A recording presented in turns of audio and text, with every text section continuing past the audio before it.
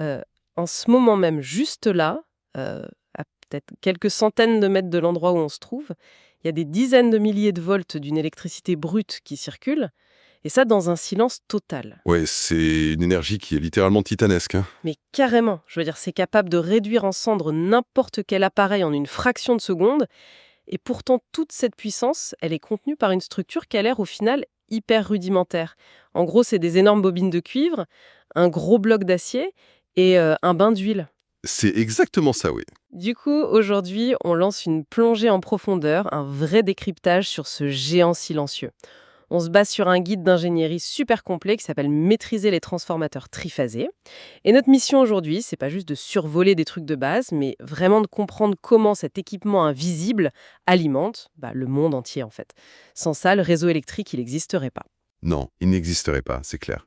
C'est vraiment le paradoxe fondamental de l'électricité à grande échelle. Pour transporter l'énergie, disons, depuis une centrale nucléaire ou un gros parc éolien vers les villes, il faut utiliser des tensions extrêmes pour pas perdre toute l'énergie en route sous forme de chaleur. Ouais, on parle de quoi, 400 000 volts parfois? Absolument, 400 000 volts, parfois plus. Mais le truc, c'est que cette tension, elle est totalement inutilisable et surtout hyper dangereuse pour une maison ou même une usine.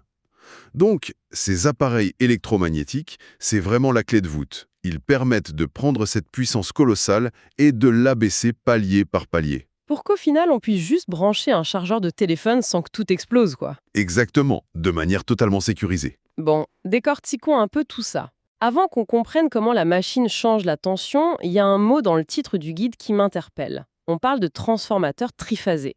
Pourquoi 3? Enfin, je veux dire, au début, je me suis dit que c'était une question de sécurité. Genre, on envoie le courant sur 3 lignes, comme ça, s'il y en a un qui lâche, les deux autres prennent le relais. C'est ça, non? Alors c'est une supposition super courante, et ça semblerait logique pour de la sécurité, mais techniquement, c'est pas du tout pour ça. Ah bon? Non, le triphasé, c'est pas un système de secours. Les trois phases, elles fonctionnent vraiment ensemble, de façon simultanée. Ce qui est fascinant ici, c'est que la vraie raison d'être du chiffre 3, c'est la recherche d'une poussée continue. Une poussée continue? C'est-à-dire? Si on prend le courant alternatif de base, le monophasé, l'énergie, elle monte à un pic, puis elle redescend, elle passe par zéro, et elle repart dans l'autre sens. Ouais, la fameuse vague. Voilà. Et donc, plusieurs dizaines de fois par seconde, la puissance tombe littéralement à zéro. Pour une ampoule, on s'en fiche un peu, on voit pas le clignotement, mais pour l'industrie lourde, ces passages par zéro, ça créerait des à-coups mécaniques énormes. Ah, je vois. Attends, j'ai une analogie, dis-moi si c'est ça.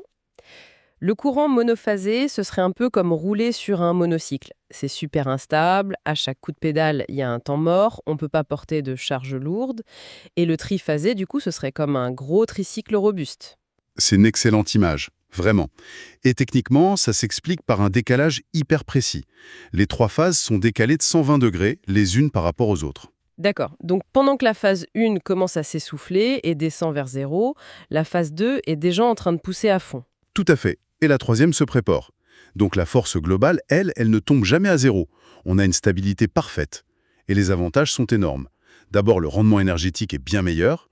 Ensuite, ça crée naturellement un champ magnétique tournant, ce qui est le Graal pour faire tourner les gros moteurs industriels. Et j'ai lu aussi que ça se faisait faire des économies de matériaux, c'est vrai ça? Ah oui, massif.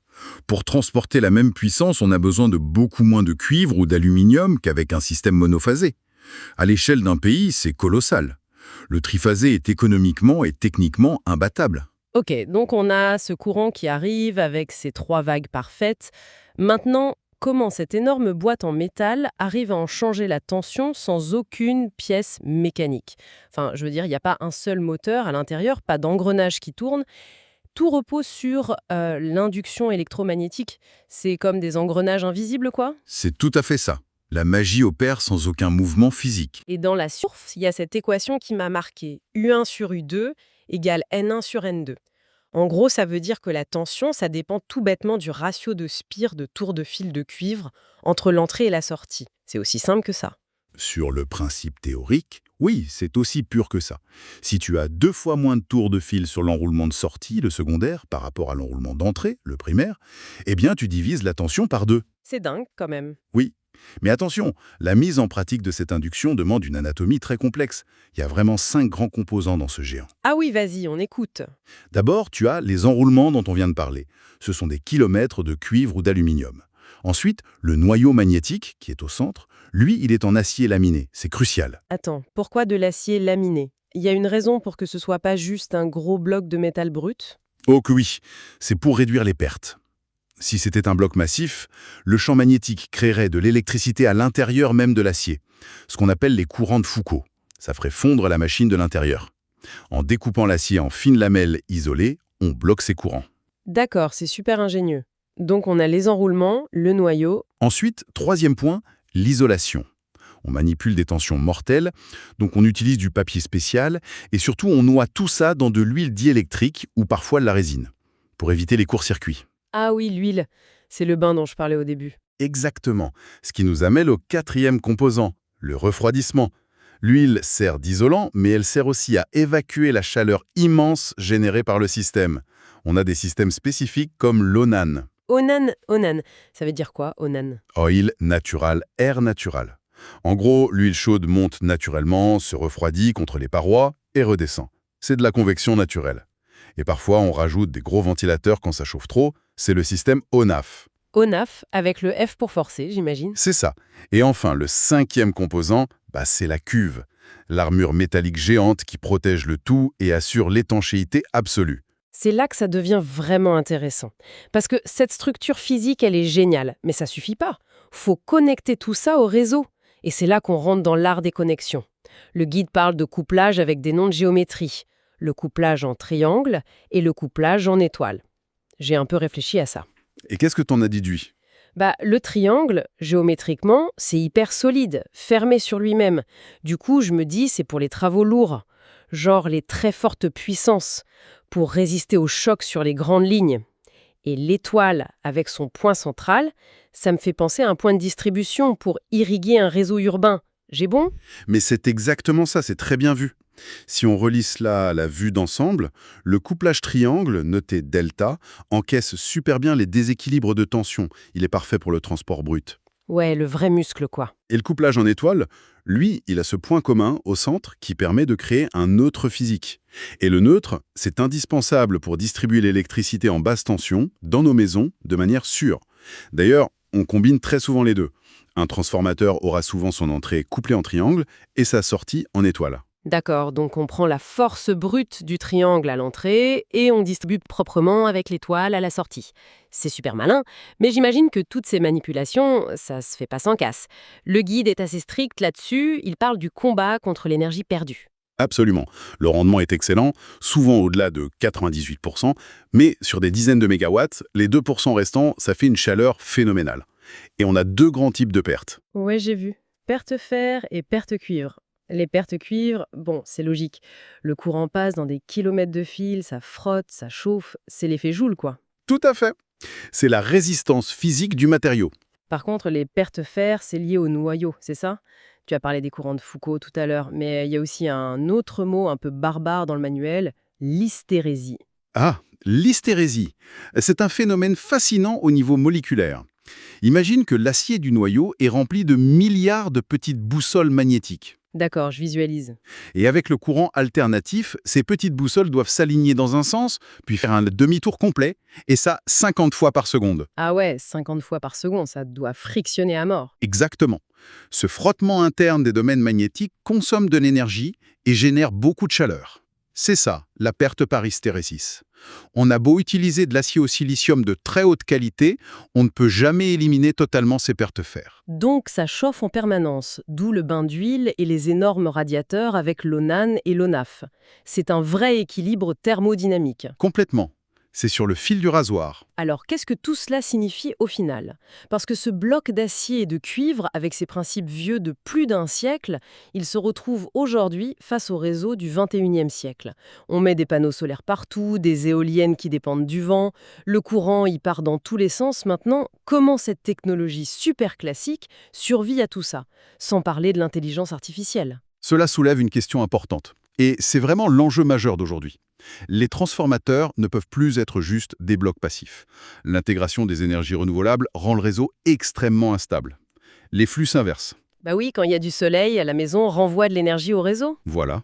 Et ça, le transformateur classique, il n'aime pas ça. Ça crée des pics de tension, ça vieillit l'isolation prématurément. Donc, la solution, c'est la digitalisation. Le transformateur devient intelligent, il s'intègre au smart grid. Attends, on met de l'intelligence artificielle dans un bain d'huile? Ah, pratiquement, oui. On intègre plein de capteurs, des fibres optiques directement dans la cuve.